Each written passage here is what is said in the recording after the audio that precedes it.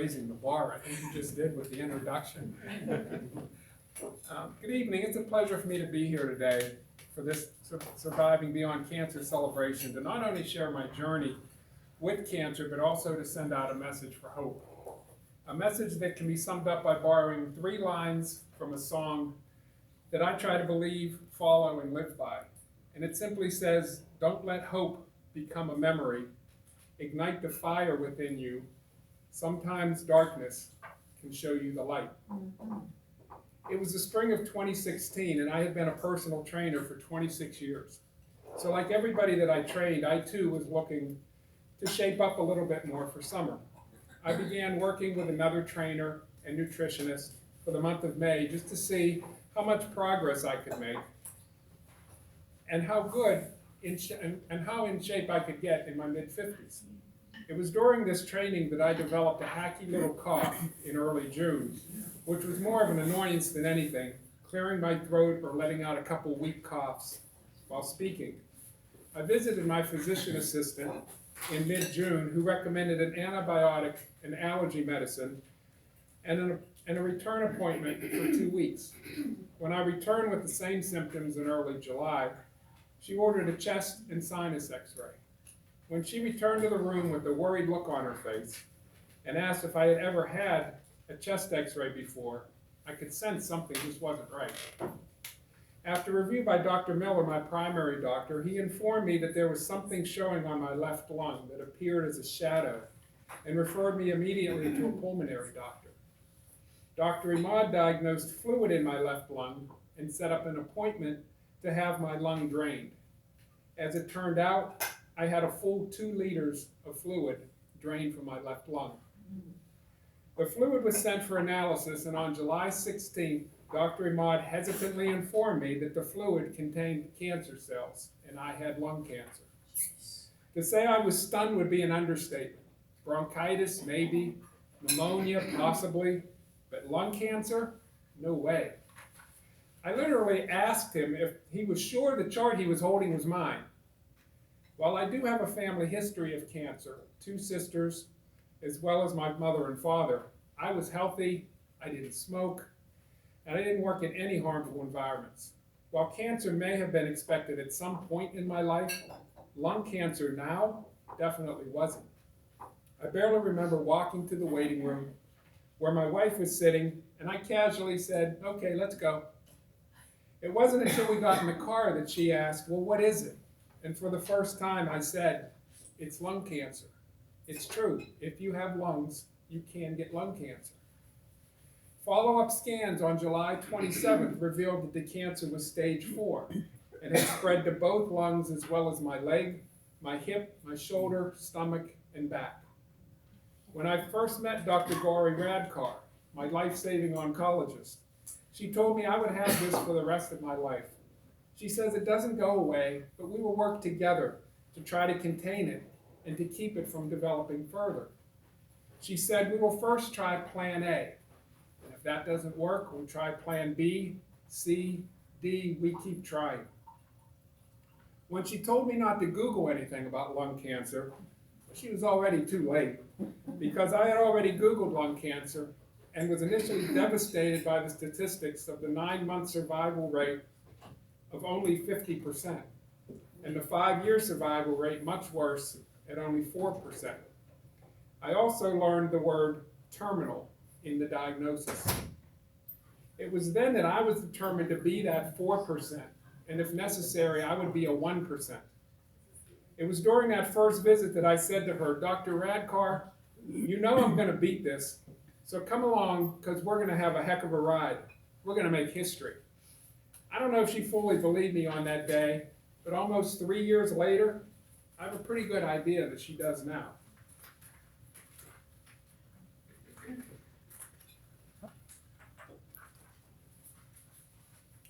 She was concerned with my thigh, as the cancer in this large and important bone was the most prevalent and could cause it to weaken and possibly break. I thought to myself, great, I did squats in the gym yesterday, and today they tell me that they fear that my leg could be weak and break. So I started 2 weeks of daily radiation. While my fluid was further analyzed for any genetic mutations, before I began any chemo treatments. By the way, if you've ever had radiation on your upper thigh or anywhere in that neighborhood, if you have any feelings of shyness or inhibitions, you quickly lose them. Thankfully, I never had those feelings. They make small markings all around a specific radiation target area, and they put Scotch tape over the markings so that they stay visible for the 2 weeks, presenting a precise target for that daily radiation beam. Each day, you come in, strip to your underwear, and get your markings lined up on the table so that they have a precise target area. The technicians all made me feel so comfortable, which is fantastic, because first of all, you're scared to death. And second of all, you're pretty much just standing there in your underwear with markings drawn all over your leg. They professionally hold a towel in front of you while you strip down. But I remember after day 2 saying, you don't need to hold that towel. You've seen and marked it all. Let's just do this. On the day that I rang the bell signaling the completion of my 2 weeks of radiation, further tests did confirm a genetic mutation, and I was going to start on Tarceva, a first-line daily chemo treatment. That was my plan A. As if that wasn't enough, I was now scheduled to begin monthly bone strengthening infusions, since the cancer had spread to my bones and they wanted to keep my bones as strong as possible. But my string of luck did not stop there. During the radiation treatments, I had the transmission go out on my car, and my daughter Caitlin called in the afternoon on my last day of treatment from 5 hours away, asking if someone could meet her for an appointment because that little spot that she had in her ear, that turned out to be melanoma. My son Mike just happened to come home for a visit from California the night before, so my wife and I joined him in his rental car for a road trip to Blacksburg. Caitlin saw an oncologist and plastic surgeon, and the melanoma was removed a few weeks later.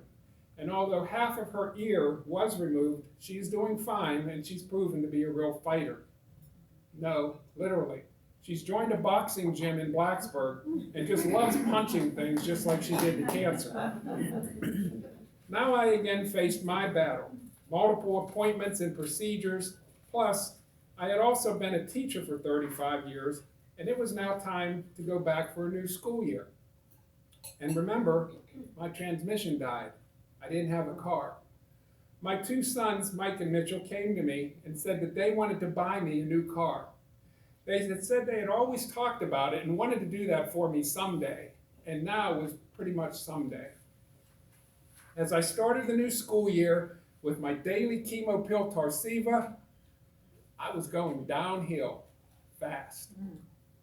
I had no appetite, no energy, no drive at all. I continued training clients, but if I worked 2 sessions back to back, I would often lay down on the gym floor after they left to gather enough energy to get out to my car and make the 10-minute drive home. By November, I had lost an additional 25 pounds. This was weight that now I didn't need to lose. And when I got scans on election night, they came back worse. The cancer was not only growing, but it was spreading. By Thanksgiving, I was very lethargic with zero affect or energy, and my wife and sons gathered on Thanksgiving evening as I slept exhausted in bed as usual, discussing my rapid decline and worrying that I may not make it until Christmas. My wife suggested that I retire from the gym. She said it was too much for me, but I felt the gym would only help me, working out, trying to stay strong. That would keep me going. I did retire, by the way, in July 2017. From teaching, I still have my gym. Dr. Radkar ordered a biopsy from my chest, and upon further analysis, it was determined that I carried the specific T790M mutation. A chemo drug was just approved a few months earlier as a second-line treatment, and I began Tagrisso on December 5th, 2016. Tagrisso became my plan B. I hadn't personally worked out in weeks. I barely made it through a whole school day, followed by a couple training sessions, and I took several days or partial days off when I could from school. I never let anybody see how much I struggled or what I couldn't do or how weak I was. Nobody outside of my family knew just how sick I actually was. The next day, December 6th, I felt like trying a couple exercises. Nothing much, just a few exercises to see how I felt. The following day, I not only felt better, I completed a full workout, my first in a while. While still having good days and bad, I was starting to feel better. Of course, by now, you probably realize it's always something. I had to have an EKG and an echocardiogram for my heart, since a Tagrisso can affect the heart and the working of the heart valves. I went for my tests, and after waiting for what was supposed to be the quick results in the scan room, the technician came in after I waited quite a while and asked me to have a seat in the waiting room as I would be more comfortable. Okay, I'm thinking, I don't think this is good. Then after another wait, the technician returned and handed me his cell phone and said, "The cardiologist wants to speak with you." Okay, now I know this is not a good sign.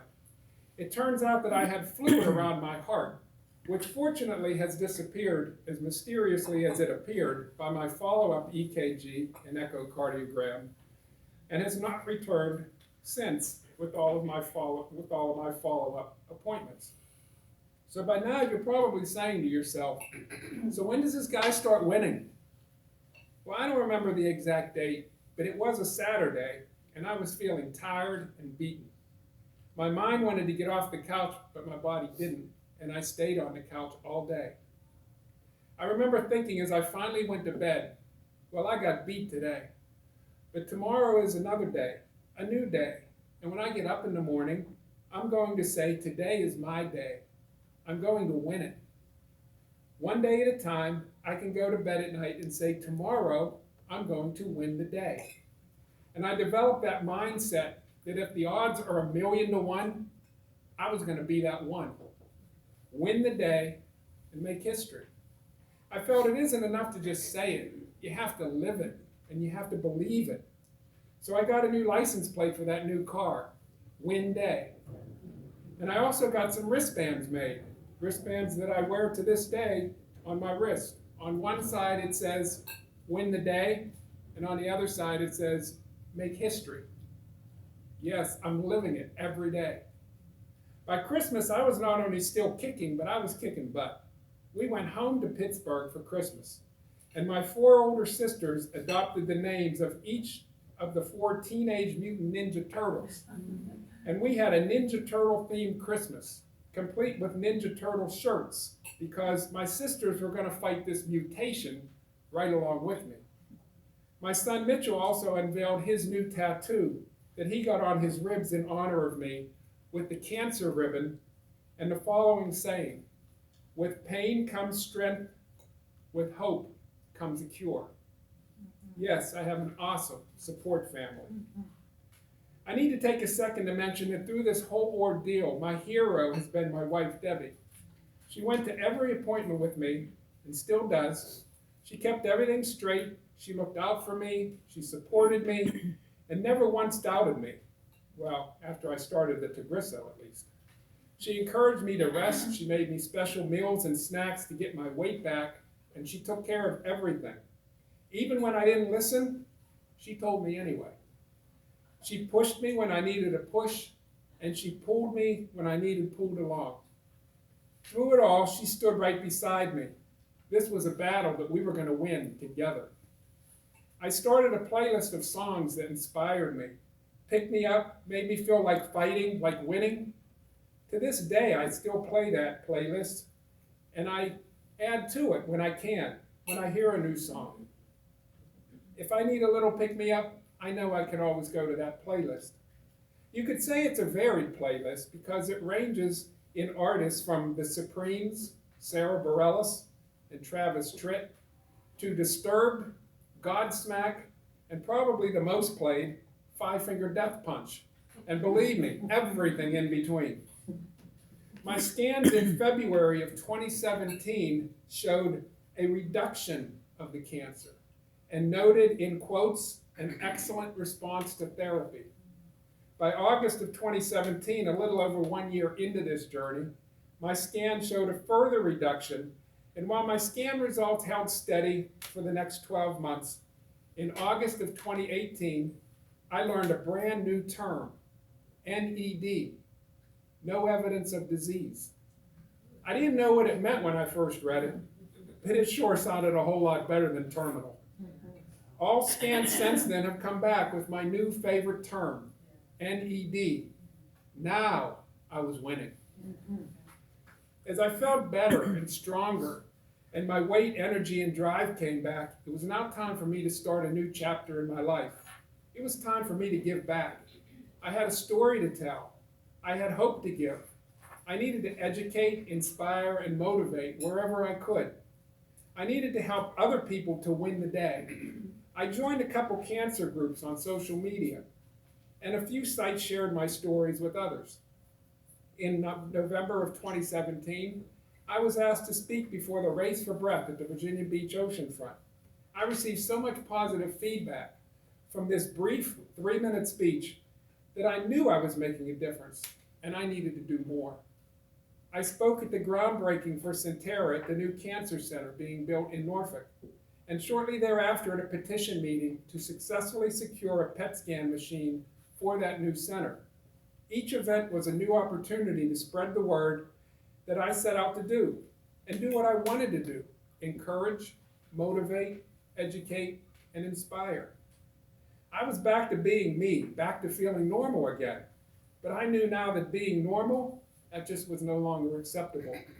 I decided to do more for the Race for Breath in November of 2018, and I started my own team, Team Winning the Day. What else would I call it, right? I set my goal at $250, hoping to get $5 donation here, $10 donation there, anything that would help with lung cancer research. As the walk became closer, and to my amazement, the donations started to roll in, I had to raise that goal to $500, and then $1,000, and finally I raised the goal to $2,500. When the walk day arrived, Team Winning the Day raised almost $5,000. Okay, I can make a difference. No stopping now. Several staff from Centera and Virginia Oncology not only joined my team, but also donated and walked with me on the day of the event. I was extremely humbled. As I read more and more about beating cancer, I knew I needed to make more lifestyle changes. Yes, I would continue to take Tagrisso and work out and exercise. After all, every doctor I met along this journey told me, "You're in incredible shape. Keep doing what you're doing." One doctor even said to me, "You are the picture of health," to which I quickly replied, "Yeah, just don't take an x-ray." But I knew I needed to do more. I needed to give myself every opportunity to win. So I adopted a plant-based diet, and I cut all sugar and processed foods out of my daily meals. I was going to fight from the inside out. I was going to give my body as many clean nutrients as I could. If this cancer thinks I would just roll over, it better think again, because remember, cancer, I told you I'm going to win. I can honestly say that I feel great and may very well be in the best physical shape of my life at 59 years old. Since I am a personal trainer with firsthand cancer experience, I decided to take another step forward, and I became certified earlier this year as a cancer exercise specialist through the Cancer Exercise Training Institute. I'm not done helping others yet. I volunteered for 2 sessions with Livestrong, which not only confirmed my enjoyment of helping others, but the feedback I received from the participants who were encouraged by my story and me helping them told me that yes, I'm on the right path here. I've been working with Centera Virginia Beach in order to initiate an exercise and yoga program for cancer survivors to help them feel better and see the value of a mind and body wellness program through relaxation and exercise to help deal with all that cancer throws at us. I'm excited to grow this new endeavor and see just how many fellow cancer warriors that we can help to win a few more days.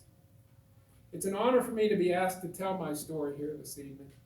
I was happy to share my journey. However, I must give credit to my team, my doctors, oncology nurses, children, Ninja Turtle sisters, extended family and friends, and my #1 supporter, my wife, Debbie. This fight is not a battle that's won by an individual. It's most definitely a team effort. And God blessed me with the greatest team on earth. I thank them all for taking this ride with me. Hopefully, I've raised awareness to the fact that you only need to have lungs to get lung cancer. I didn't ask for it or do anything to encourage it, but I am sure I'm going to fight it, and I'm going to win. Hopefully, I can encourage others to go forward and shine their light, even in darkness, and get involved, make a difference, and realize that each day when you wake up, you have a choice to make. Do you let life control you, or do you control life? The choice is always yours. When you wake up tomorrow, do what I do. First of all, thank God for giving you another one. And then choose to win the day. Who knows? You might just educate or motivate someone, or even inspire someone else. You just never know. You might even make history. Thank you.